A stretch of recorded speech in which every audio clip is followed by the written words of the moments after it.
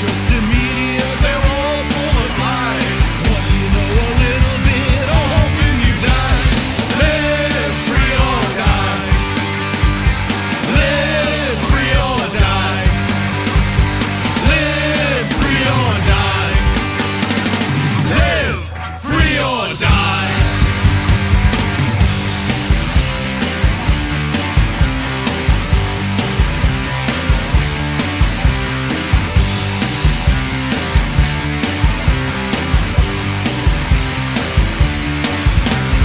Two-party system, what the hell is that?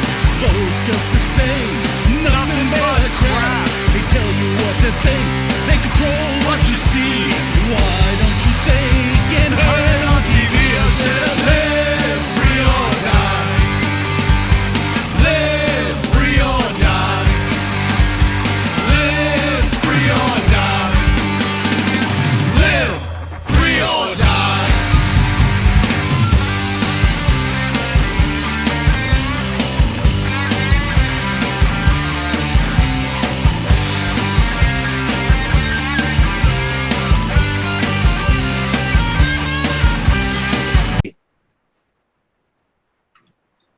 Hello, everyone. Welcome to another exciting edition of Hardfire TV.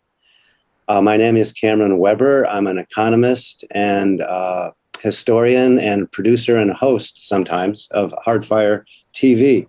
The BRIC TV studio was closed 18 months ago due to the man-made lockdown, so we are now producing programming independently. Hardfire shows are available on the YouTube channel and appear on Brooklyn Free Speech Cable 6 times a month, and streaming through the BRIC Arts Media House simultaneously. Today, we are going to discuss the situation in Afghanistan. And this will be our October 2021 show. We're recording this August 28th. We're going to be talking about Afghanistan. And more importantly, how the U.S. got itself into this situation and what we can do about these entangling alliances in the future. So on the show today, I've got John Clifton and Gary Marshall. Say hello to our viewers and say why you're interested in talking about this. Well, peace and freedom and grace be with you. I believe this is one of the most important topics you can talk about from a classical liberal or libertarian perspective, because it gets to the heart of the outcome of using force, introducing force to solve problems.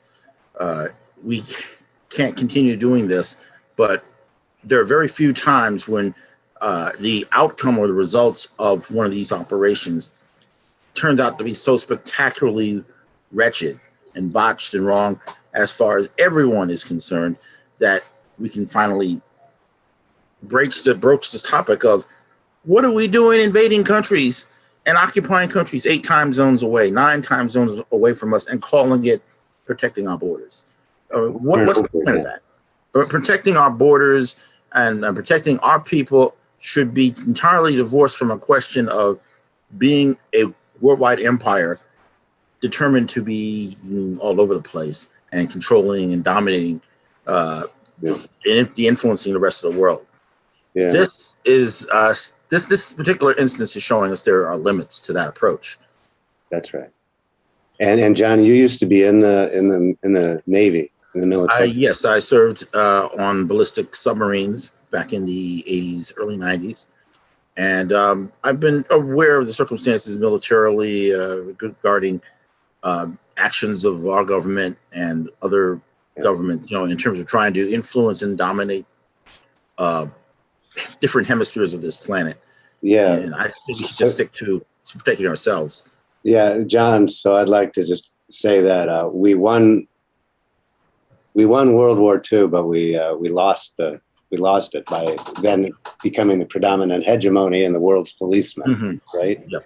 And also we have Gary Marshall, who's from Canada. Gary is a public finance researcher and a philosopher and Canadian. And the reason I thought that Gary might be interesting to be on the show is because I have a friend who's in Montreal, Quebec, who's a econometrician, not really all that interested in political topics, but he said, Cameron, under the previous administration, he was worried that the previous administration would not protect Canada from Russia. If Russia attacked Canada, he was worried that the United States would not be there to protect Canada. So I don't know what, Gary, your take is on that, but welcome to the show and give us a couple words. Well, thanks, Cameron, for having me. My interest here is primarily economics and cost-benefit analysis, and looking at the Afghan war and any real conflicts involving the U.S. My question is always, what's the cost of the conflict, and what's the benefits? And that is for the people that underwrite this. Now, unfortunately, we've got in any cost benefit analysis, you have special interests, people who benefit from expenditures, and then you've got the people who pay for it all. So there are two separate entities, and they're both seeking different things. But the basic question is the American people are underwriting these military ventures and expeditions, and what benefits do they derive? We know that there are the costs, but have some idea of the cost, but what are the benefits that derive to the American people? So that's where my interest lies. And Afghanistan, Iraq, Pakistan, that region of the world is interesting, because we've just seen 20 years of costs, and in a few days we saw the benefits, which I think costs in this case far exceed the benefits. I would be hard pressed to find any benefits at all to our military adventures overseas, except to the military-industrial complex. Is that what you're alluding to in terms of the people who gain? Well, it's not only them; it's others, suppliers of all kinds. There's media as well. Media like to sell newspapers, and foreign ventures are certainly. And in fact, perhaps the first entangling alliance, the Spanish-American War, was underwritten by the Hearst family. Yes. Okay.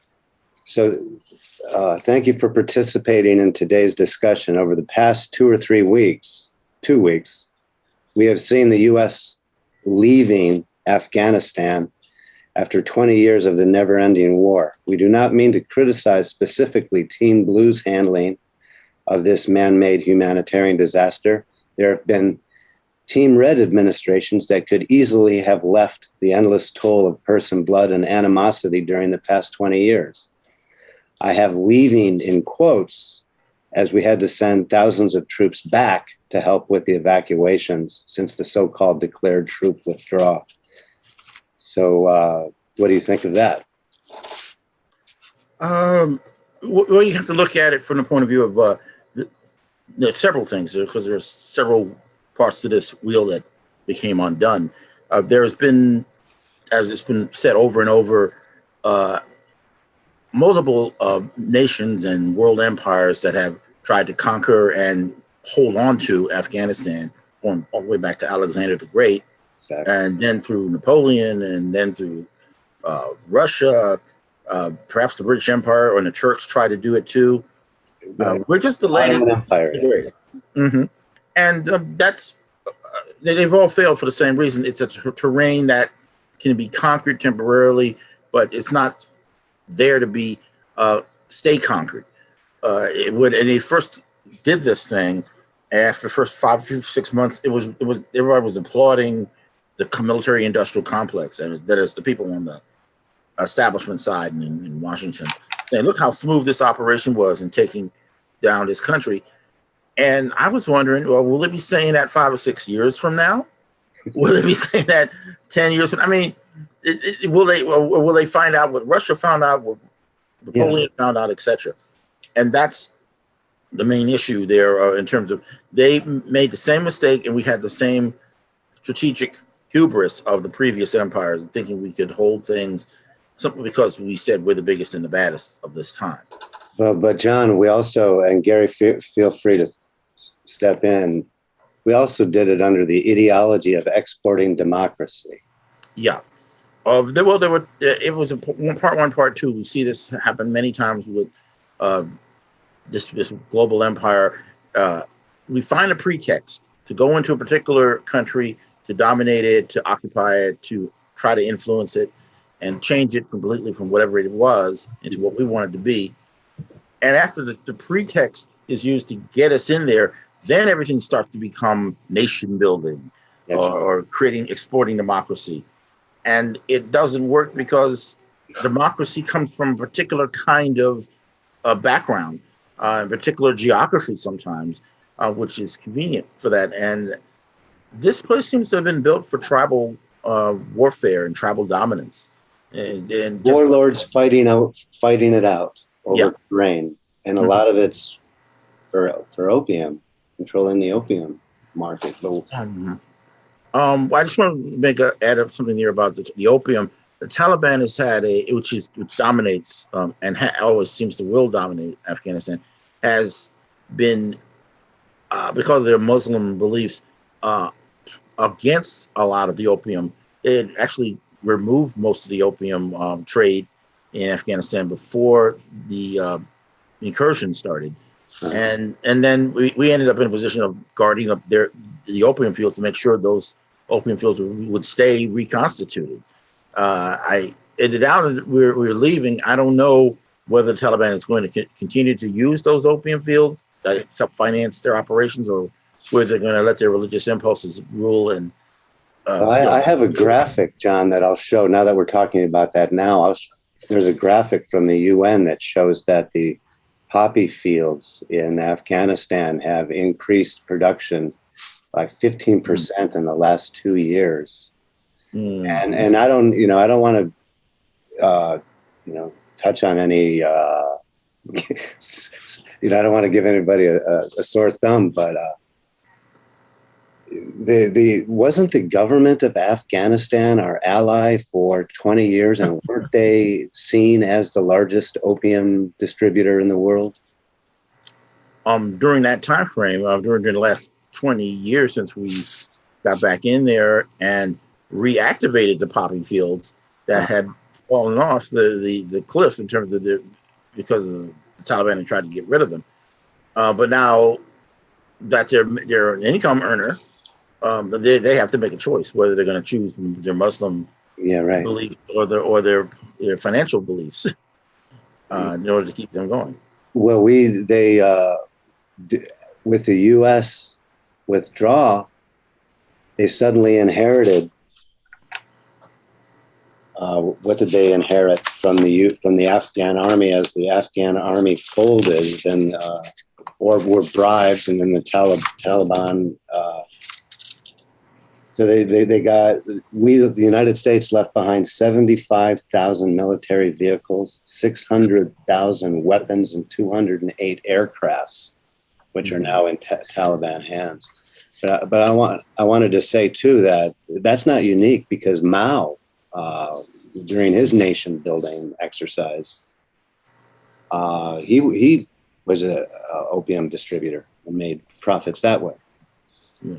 So it wouldn't be the first time. And there's been films that show, if you've ever seen the movie American Gangster, which said the CIA was the largest heroin distributor around the Vietnam era, or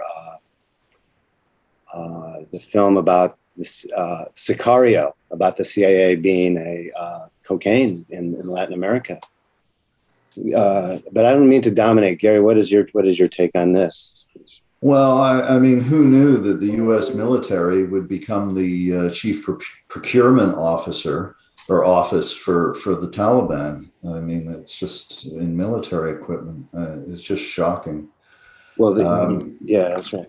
It shows you again, cost benefit analysis. I knew that the U.S. had to leave Afghanistan. They should have left many years ago, probably shortly after they arrived. And unfortunately, the State Department and all these departments, the beneficiaries of massive U.S. government expenditures and foreign aid agencies, aid agencies. Treasury departments. Yeah. And then you've got, they use that area now because the U.S. never really had much of a spot. With Afghanistan, they had direct control over a wide region with their setting up their military intelligence gathering equipment and activities, so operations. So yeah, but it came at a huge cost, and I just wanted to go over that.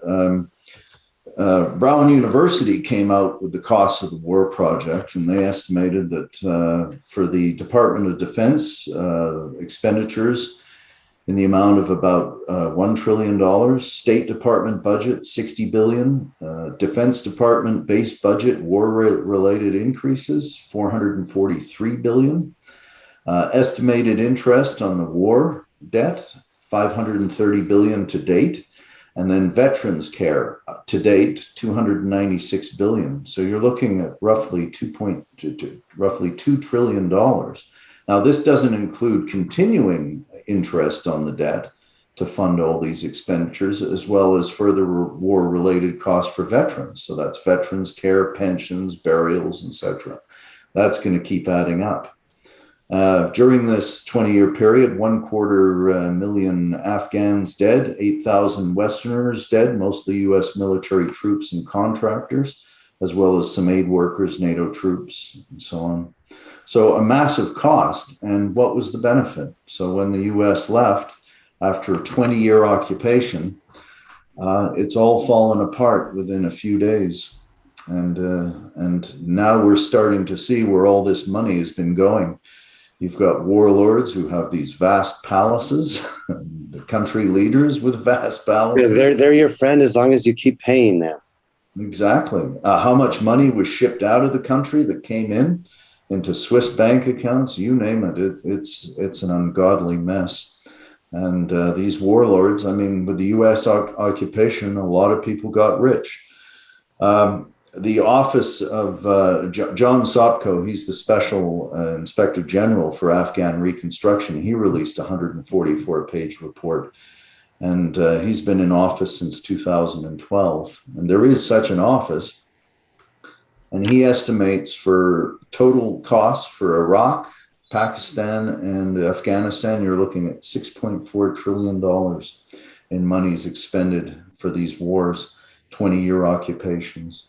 So $6.4 trillion, roughly about 2015, that would be 2 years of federal government, U.S. federal government expenditures. Imagine what those resources, everybody looks at the money, I look at the resources. Imagine what those resources could have bought for the U.S. in terms of education, healthcare, in terms of if tax cuts, plant and equipment, new plant and equipment, buying down the debt.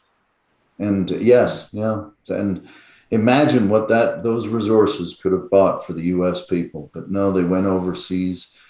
And within days, this mission, this long 20-year mission, fell apart. Let me ask on the benefit side, back to ideology. So Mao thinks he's building a nation based on some ideology of communism, and we're building nations under the ideology of exporting democracy. We learned from John that the United States is the only declared democracy with a revolution and a constitution. England, of course, has the civil law, not a constitutional law in terms of their democracy. Yeah. But what about, doesn't the ability to go serve your country overseas, representing the United States and exporting democracy, doesn't that bring pride to the young people who go over there and do that? Well, it may bring pride, but at what cost? And the U.S. has been on these ventures for a long time. Vietnam, Korea, and Korea actually had a good result, but you've seen it in Vietnam, Grenada, you've seen it to the Caribbean, you've seen it south of the U.S. border. So you really have to look at the costs of these ventures. And democracy is nice, but as we can see, it's not really working out. And I think SIGAR, the Special Inspector General for Afghan Reconstruction report, goes into that and examines why this isn't working. Well, these are massive costs, and benefits are hard to come by. Democracy is an ill-defined concept itself. And I don't want to be a conservative or a liberal here, but it's an ill-defined concept itself that's unique to a time and place.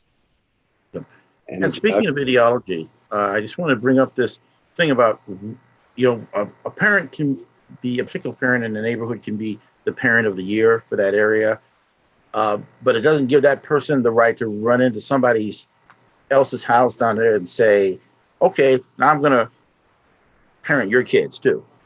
There's an appropriate sphere of authority for somebody to exercise their authority, and then there's authoritarianism, which says, "Oh, I'm going to run everybody else." That's and just because we're a solid democracy by structure and history, doesn't mean we are able to or should be running over to other places around the world with completely different, cultures and pasts, and saying we're going to turn them into democracies as well.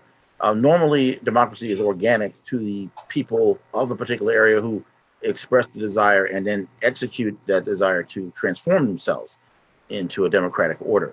The attempt to do that in Afghanistan and elsewhere we see has been a disaster.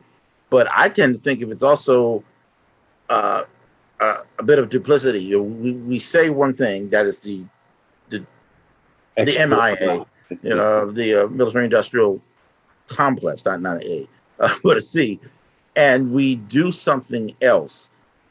We basically just want to have a foothold everywhere. That U.S. empire I'm talking about, as opposed to the United States of America. And they saw Afghanistan, along with the other areas of the Middle East, as a proper place to have a foothold to hold back China and Russia. The United States empire has had this position by policy called full spectrum dominance, where we were presumed it was supposed to be indefinite. 3 more minutes. The leading country in the world, economically, militarily, etc. And that's why they tried to assert control of Afghanistan.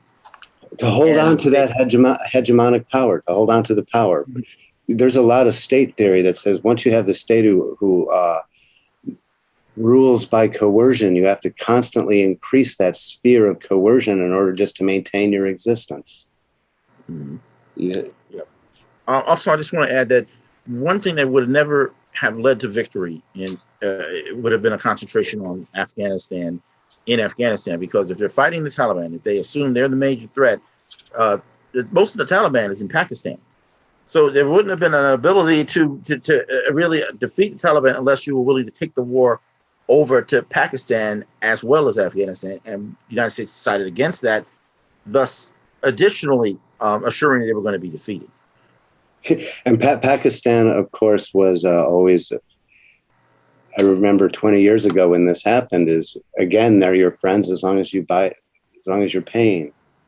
Well, so we just have a minute left. So back to what we were talking, I'd just like to introduce this book, Blowback, The Costs and Consequences of American Empire. And we've had U.S. troops in Muslim Holy Land since at least 1990. And my question to you is, do you think 9/11 was caused by blowback, where we're exerting our authoritarian power overseas, and for every action there's an opposite reaction? And so can we say that our military presence overseas has led to terrorist acts in the United States? That's my last question before we wrap it up. I don't think so. I think these people are out to attack and destroy anything that doesn't agree with them. So it could be the U.S., it could be anybody. This has been going on for a long time through the British Empire, through other empires. It's French Empire in Algiers.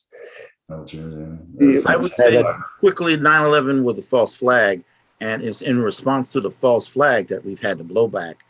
because these other parts of the world don't like being intervened with on the basis of lies and fraud, which apparently is one of the mechanisms by which the U.S. intervenes in other countries. Well, good. I'm glad we had a chance to air this in a timely episode. And thank you, John Clifton, Gary Marshall, for participating in this sensitive topic and for your opinions and well thought out ideas. Thank you for watching Hardfire TV. We'll see you next time.